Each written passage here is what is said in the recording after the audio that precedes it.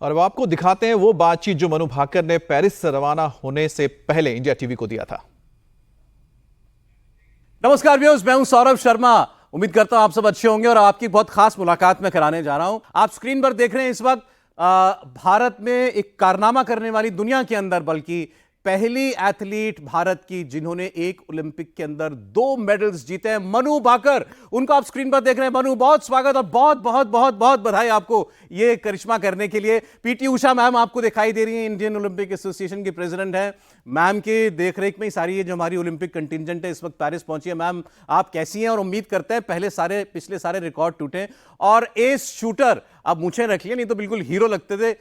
हमारे साथ हैं इस वक्त जसपाल राणा सर। जसपाल जी, बहुत स्वागत आपका भी। शूटिंग में कमाल हो रहा है भाई। 3 मेडल भारत को जो इस वक्त मिले हैं, तीनों के तीनों मेडल शूटिंग में भारत लेकर के आया। तो मनु, पहले तो आपके 2 मेडल की कहानी, वाकई कमाल किया आपने। बहुत बहुत शुक्रिया साहब।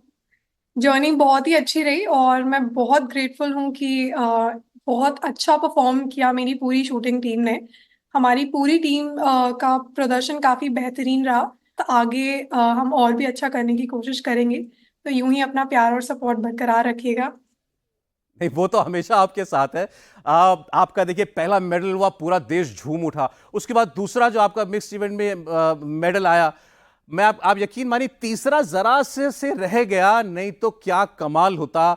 मनु भाकर के नाम 3 ओलंपिक मेडल होते एक ही ओलंपिक के अंदर। वो जरा सी चूक रह गई बस, मुझे लगता है मनु, नहीं तो कमाल ही हो जाता। बिल्कुल सर। पर मुझे लगता है कि हर बारी मतलब अलग अलग मौके मिलेंगे और भी अभी करने के। तो एक ही बार में सेटिस्फाई होने से अच्छा मैं आगे और कोशिश करूंगी अच्छा प्रदर्शन और करने की। और मेरे लिए ये ब्रॉन्ज मेडल का मायना, मैं सच कहूँ तो बहुत ज़्यादा है, क्योंकि टोक्यो से यहाँ तक का सफ़र आसान नहीं रहा। 3 साल थे बीच में और उन 3 सालों में काफ़ी ऊंच नीच का सामना किया है हमने। और उसके बाद यहाँ तक पहुंचना मतलब हमारी दिशा सही है। और अगर दिशा सही हो तो बस आगे कुछ नहीं, बस मेहनत करते जाओ और भगवान में विश्वास रखो। देखिए, आपकी कहानियां तो जैसा आपने बताया ना, टोक्यो से लेकर पेरिस तक की, वो तो कहानियां बच्चा बच्चा जान गया है कि कैसे हालात में आप टोक्यो में परफॉर्म करने गई थी, निराशा हाथ लगी, उसके बाद आपने खुद जो कुछ फेस किया और वहां से यहाँ आना। तो ये तो मतलब जो चैंपियंस की कहानियां होती है ना, वो कहानियां आपकी हैं। मैं एक बार जरा मैम को, पीटी उषा जी को इंक्लूड करना चाहता हूँ। मैम, ये तो एथलीट होते हैं, मतलब एक हीरे तराशने जैसा काम है कि कौन सा एथलीट जो है आपको लगता है कि भाई नहीं, ये कमाल कर जाएगा। तो जो आप लोग जो सपोर्ट्स देते हैं एथलीट्स को, आप खुद गई हुई हैं इस वक्त कंटिजेंट के साथ, जसपाल जी हैं वहाँ पर शूटिंग टीम के साथ हैं, तो आप लोगों का रोल कितना इंपॉर्टेंट होता है? क्योंकि पोडियम पर तो एक ही आदमी खड़ा होता है, पीछे न जाने कितने होते हैं।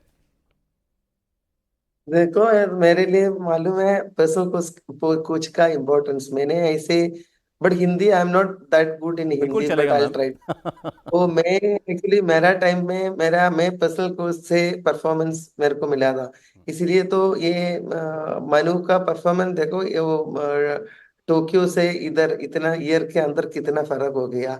तो I know that it's important of personal coach, इसीलिए हम मनु का कोच है ना जसपाल को लेके आया इधर। अच्छा। तो इस प्रेजेंस आई नो दैट उसका प्रेजेंस इसको बहुत बड़ा फर्क होगा। देखिए, जब किसी चैंपियन को, किसी एथलीट को आप किसी स्पोर्ट का या बाकी एथलीट्स का जिम्मा देते हैं, एडमिनिस्ट्रेटर बनाते हैं, तो कितना फर्क आता है। भी आपने पीटी उषा जी की जुबानी सुना। जसपाल जी अब और आपको ज्यादा बताएंगे कि पर्सनल कोचेस जाएं सभी एथलीट्स के, जिनके साथ वो और कनेक्ट करते हैं। भाई टीम के कोचेस तो होते ही हैं जो आपको और मिलेंगे, लेकिन पर्सनल कोच साथ लेके जाना है। पीटी उषा जी ने फैसला किया, जसपाल जी साथ में गए मनु के। बाकी आपको जसपाल जी बताएंगे। सर, बहुत बहुत बधाई। पहले तो आपके शागिर्द ने निशाना लगाया है। Thank you very much and I am really proud of the way she shot. और उसने एक इतिहास बना दिया है और उसमें पूरे देश को उस पर गर्व है। आज हम उसको उस मकाम पे देख रहे हैं। लेकिन इस मकाम पे पहुंचने के लिए इतिहास में क्या हुआ है वो बहुत कम लोगों को पता है। मन्नू भाकर यहाँ हैं ये सबको दिखता है, लेकिन मन्नू भाकर के साथ अगर आज मैं यहाँ पर हूँ तो वो पीटी उषा मैडम की बदौलत है, क्योंकि मेरा नाम कहीं पर भी किसी भी लिस्ट में नहीं था। लेकिन मैम का जब पता चला, मन्नू ने जब मैडम से बोला, तो मैम ने मेरे को पहले ही बोल दिया कि तुम जाओगे, कोई जाए ना जाए लेकिन तुम जरूर जाओगे। इतना कॉन्फिडेंस मन्नू के लिए, हमारे लिए बहुत था कि हमारे पीछे इतना स्ट्रांग एक इंसान जो खड़ा है, जो सबसे लड़ने के लिए तैयार है, चाहे वो कोई, चाहे फेडरेशन हो, चाहे गवर्नमेंट हो, उन सब से लड़के अगर हमको यहाँ तक पहुंचाया है, और आप उसका उसका रिजल्ट देख सकते हैं। तो अगर इतनी छोटी छोटी चीज को अगर हम अब हमारे प्लेयर्स देखिए, चौथे नंबर पे, 9वें नंबर पे, फाइनल में 1 पॉइंट से फाइनल में रह जाते हैं। यही छोटी छोटी चीजें होती है जो मैटर करती हैं, और वही छोटी चीज आज मन्नू को मिल गई। मैंने कोई जाके कोई रॉकेट साइंस या कोई मैंने कोई जादू नहीं किया वहां पर बैठ के, लेकिन मैं पीछे बैठा हुआ था, उसको ये कॉन्फिडेंस था, शायद यही उसको उसको वो मकान पे आज हमें 2 मेडल दे के गया है। तो मैं धन्यवाद करूंगा पीटी उषा मैम का, जिन्होंने भी पीटी उषा मैम को इस पोजीशन में लाके बिठाया कि वो इंसान आज देश के खिलाड़ियों के साथ 24 घंटे खड़ी है। कल रात हम पेरिस पहुंचे, रात के 12 बजे तक उन्होंने ये इंश्योर किया कि हम अपने रूम पे पहुंचे, रूम मिल गया नहीं मिल गया, खाना खाया नहीं खाया। इतने 2 महीने बाद हमको कैप्टन आरंग जी एक इंडियन रेस्टोरेंट में लेके गए, क्योंकि मन्नू को इंडियन खाने का कुछ ज्यादा ही, अच्छा। कोई भी बच्चा होगा 2 महीने में तो कोई भी इंडियन पागल ही हो जाएगा अब इंडियन। बकायदा रेस्टोरेंट रेस्टोरेंट पे पूरा स्टाफ खड़ा रहा, फर्स्ट क्लास उन्होंने पराठे और क्या बात है। छोले और की सब्जी। तो इतना कौन करता है, इतना डिटेली में कौन जाता है। मैंने भी ओलंपिक 96 में ओलंपिक खेला, मैम को मैंने देखा है, हमारे टाइम में ऐसा कुछ नहीं था। आज अगर हो रहा है, और आने वाले समय में मेरे को यकीन है अगर ये चीजें लगातार चलती रही और ऐसे ही बच्चों को, कोचेस को सपोर्ट मिलता रहे, कमाल। वो दिन दूर नहीं है जिस दिन हम 1-2 मेडल के बजाय 20-25 मेडल की बात कर रहे हैं। यकीनन यकीनन जसपाल जी, और आपने जिस तरीके से बताया, इतना अंतर आ गया एक पीटी उषा जी के आने से। भाई, आप खिलाड़ी क्या मांगता है? सपोर्ट मांगता है ना। आज वो सपोर्ट पूरा खुल के साथ है। मनु से लेकिन एक चीज हम जानना चाहते हैं। मनु, देखिए, जो उस वक्त जो कुछ आपके दिमाग में मन में चल रहा होता है वो आप ही जानते हैं। मेरा कोच बगल में खड़ा है, मेरा देश पीछे, मेरा मुझे सपोर्ट कर रहा है, सब अपनी जगह पर। परफॉर्म तो मुझे करना है ना, वो ट्रिगर तो मुझे प्रेस करना है ना। मैं आपसे वो जानना चाहता हूं, वो जो फाइनल मोमेंट्स होते हैं, क्या आपको मोटिवेट करता है उस वक्त? सर, मेरे ख्याल से फाइनल मोमेंट्स में नर्वसनेस तो काफ़ी होती है। और हमें ये भी पता होता है कि इसकी वैल्यू कितनी है, और ये हो गया तो क्या होगा, नहीं होगा तो क्या होगा। पर वही एक समय ऐसा है जब हमें अपने आप को स्थिर रखना चाहिए, बैलेंस रखना चाहिए, और ज़्यादा रिजल्ट के बारे में, रिजल्ट ओरिएंटेड नहीं होना चाहिए। बिकॉज फिर डिस्ट्रैक्शन होता है और आप सही से अपना काम नहीं कर पाते हो। तो I derive these lines from the Gita कि अपना कर्म कीजिए पूरी निष्ठा से, और फल की चिंता मत कीजिए। तो I think that is my Mantra that I go with, and it has been really good for me. बहुत सारे इवेंट्स रहे हैं जिसमें बहुत सारे इंडियंस ने काफ़ी अच्छा किया है। बस बहुत थोड़े थोड़े पॉइंट से हम लोग कहीं ना कहीं रह गए हैं।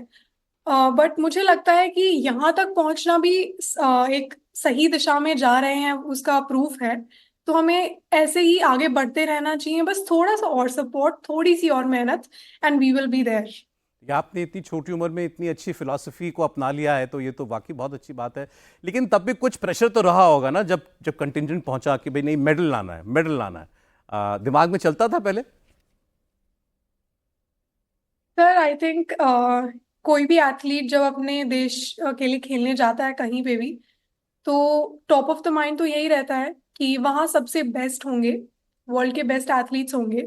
और मैं भी उनमें से ही एक हूँ, और मुझे अपना पूरा बेस्ट देना है, और मुझे पूरी कोशिश करनी है कि मैं देश के लिए एक पदक जीत कर लाऊं।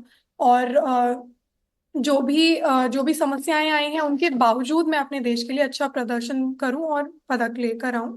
तो आई थिंक सबके ही दिमाग में वो एलिमेंट चलता है, और मेरे भी दिमाग में ये था बिल्कुल। पर ट्रेनिंग उस तरीके से की गई थी कि एक मेडल तो ठीक है, बट आपको सारे मैच अच्छे करने हैं, सारे मैचेस में आपकी परफॉर्मेंस अच्छी होनी चाहिए, राइट। ताकि अगली बार भी आपको इस एक्सपीरियंस का फायदा मिले। कुछ कहना चाहती है पीटी उषा जी के लिए, अपने कोच के लिए? बिल्कुल बिल्कुल सर, मैं कहना चाहूंगी कि सबसे पहला सपोर्ट, जैसे सर के साथ मैंने काम करना शुरू किया, और मैं बहुत सालों से हम एक दूसरे को जानते हैं, और काफ़ी मतलब इन्होंने ही मुझे एक दिशा दिखाई है शूटिंग में, अगर मैं कहूँ तो।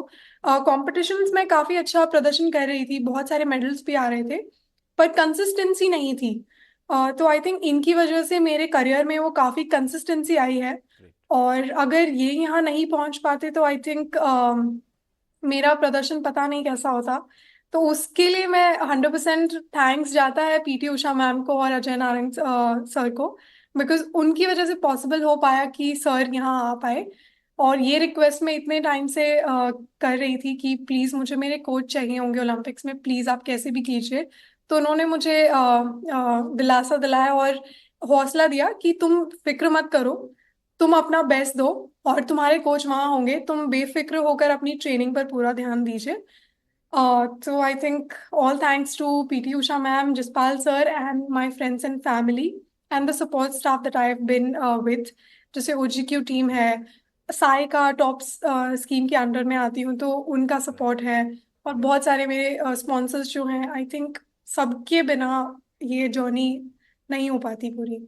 अब तो आपने देखिए हमको सीक्रेट बता दिया ना मेडल का। पीटी उषा जी और उनके साथ जसपाल राणा ये दोनों जाएंगे, अभी हर ओलंपिक में जाया करेंगे। ये जाते हैं तो मेडल आता है। क्लियर हो गया? तो वेरी गुड थैंक्स। मनु आपने कमाल किया है, आप इंस्पिरेशन बनी है देश के करोड़ों करोड़ों लोगों के लिए, बच्चों के लिए। कहानियां सुनेंगे लोग मनु भाकर की कि एक एथलीट आई थी जिसने एक ओलंपिक में जाकर झंडा गाड़ दिया था भारत का, और जसपाल राणा जी के ऊपर जिम्मेदारी और बढ़ गई है। एक मनु भाकर हमको दिए तैयार करके, अभी और ऐसे ही हमें सितारे चाहिए जसपाल जी, आपसे कमिटमेंट चाहिए आपसे। बहुत शुक्रिया Jaspal Rana, P T Usha ji, Manu Bhaker, thank you very much.